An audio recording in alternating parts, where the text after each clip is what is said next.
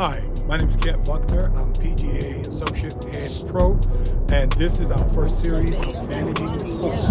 We're going to take you through how I warm up to get ready to it, and also how to play the hole and manage the course. Let's go.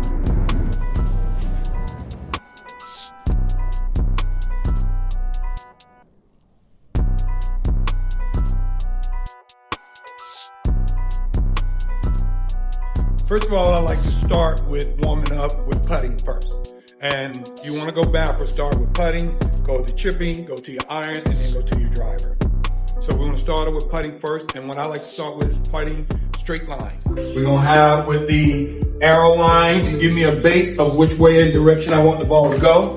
Now, I like to use the big ball, and I got this scenario from playing basketball, is you use a bigger ball to give you an idea and perspective of how your ball will roll.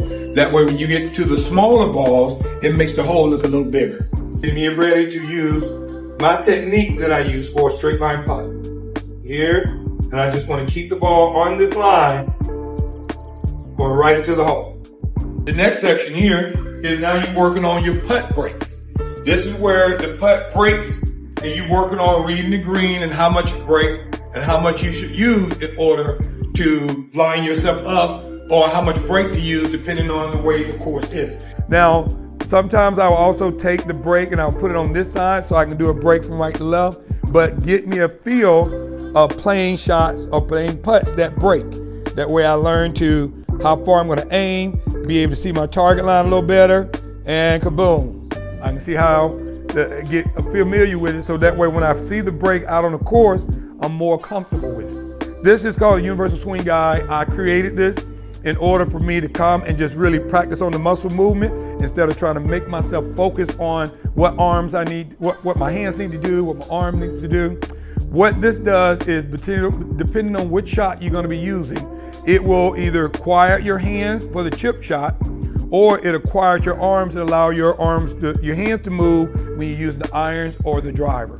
Now with the swing guide, I will put this in my arms like so, and make sure that my arms are here. Now what it does is when I place it here in my arms, when I'm doing chipping, it makes me quiet my hands. Here, 5 feet out, I put the weight on here and it quiets my hand, and boom.